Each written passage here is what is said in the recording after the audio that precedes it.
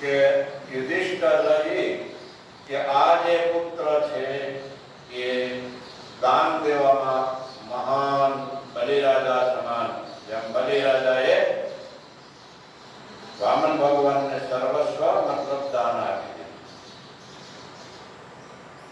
મહાન સિંહ જેવો સુરવીર બનશે, અર્જુન જેવો બાણાશાળી બનશે, શિબી રાજા જેવો શરણાગતને રક્ષણ કરવા વાળો થશે. જેમ શિબી રાજા ના ત્યાં હોલો શરણાગતનું સ્વીકારે છે ને, નજર આવે શિબી રાજા કે શિબી રાજાના વખાણ સ્વર્ગની અંદર નારદજીએ કર્યા તો પછી ઇન્દ્રદેવ અને અગ્નિદેવ એની પરીક્ષા લેવા માટે અગ્નિદેવ હોલો બને છે અને ઇન્દ્રદેવ બાજ બને, ઉડતા બંને આવે છે અને શિબી રાજાના ખોળામાં હોલો પડે છે કે મારું રક્ષણ કરો, મારો કાળ પાછો આવી ગયો. ત્યારે આ શરણાગત શિબી રાજા કહે છે તું ચિંતા ન કરે,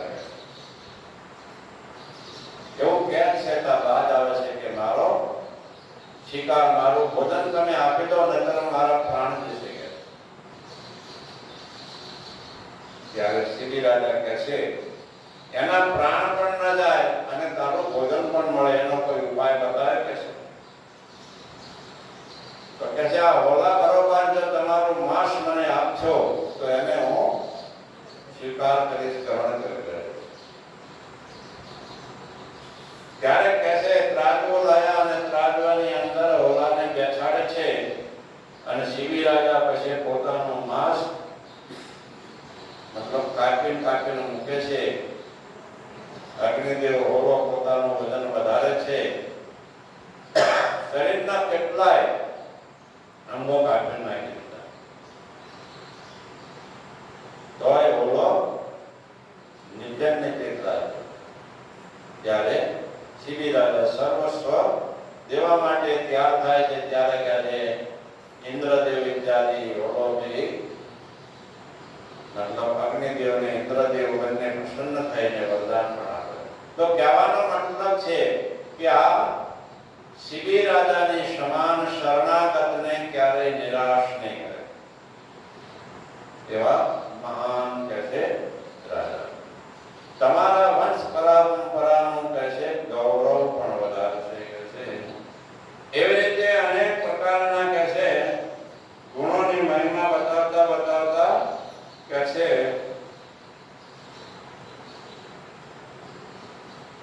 માતા પિતાની પણ પરમ સેવા કરવા વાળો થશે, બ્રાહ્મણ ભક્ત છે, રામ ભગવાન જેમ સત્ય પ્રતિજ્ઞા પણ પાલન કરવા વાળા થશે કે બોલ્યા પછી કઈ બીજું બોલશે નહીં. અને કહે છે કૃષ્ણ ભગવાનના પરમ ભક્ત બનશે. કહે છે સારી રીતે કહે છે આખી પ્રજાનું પાલન કરશે, રાજ્ય ચલાવશે, પરંતુ કહે છે ઋષિ પુત્રના શ્રાપથી એનું મૃત્યુ થશે.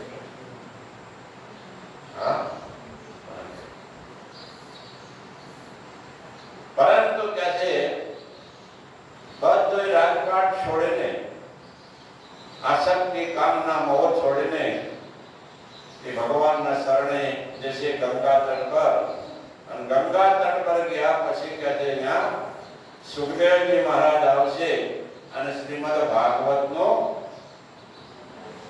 શ્રવણ કરાવશે, ભાગવતનું જ્ઞાન આપશે અને જ્ઞાનથી એ અભય પદને પ્રાપ્ત કરી દેશે, મતલબ મુક્ત થઈ જશે. આવી રીતે બધા બ્રાહ્મણોએ એમના ભવિષ્ય વિષયમાં બતાવ્યું. ત્યાર પછી ગયા પછી પરીક્ષિત રાજા ધીરે ધીરે મોટા થવા લાગ્યા. આ બાજુ યુધિષ્ઠિર સારી રીતે રાજ્ય ચલાવે છે અને એમને અશ્વમેધ યજ્ઞ કરવાની ઈચ્છા થઈ કે હું અશ્વમેધ યજ્ઞ કરું તો આપણે અનેકનો સંહાર કર્યો છે એ બધી પાપની નિવૃત્તિ થાય. પરંતુ અશ્વમેધ યજ્ઞ કરવા માટે ધન બહુ જોઈએ અને એ ધન મારે કે છે પ્રજા પાસેથી લઈને એને દુઃખી નથી કરવા અને યજ્ઞ કરો તો ભગવાન તો અંતર્યામી છે એટલે ભગવાને એનો ઉપાય બતાવ્યો કે પ્રાચીન કાળમાં એક મરુત નામના રાજા થઈ ગયા.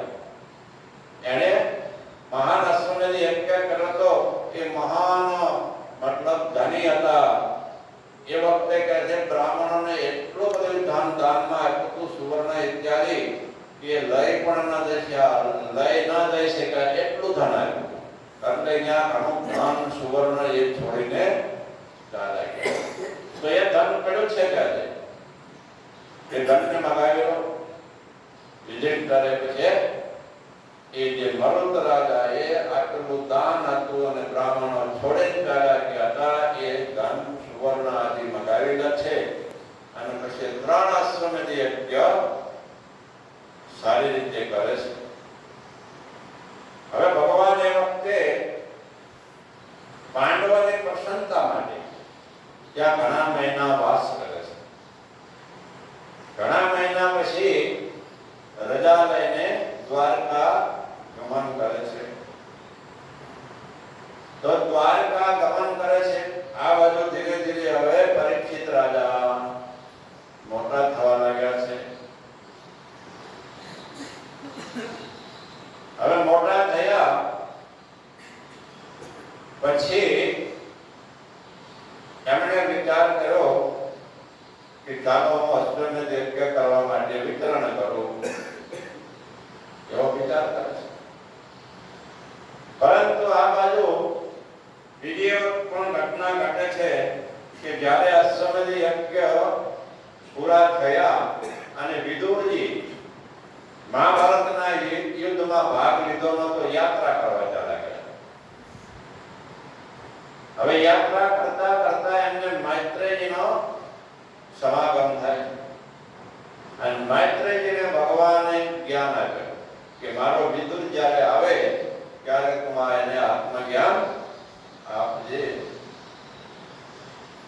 એટલે વિદુરજી જે પ્રશ્ન કરે છે એનો સુંદર મૈત્રેયજી એનો જવાબ આપે છે અને ભગવાને કહ્યા અનુસાર એમને આત્માનો ઉપદેશ આપે છે.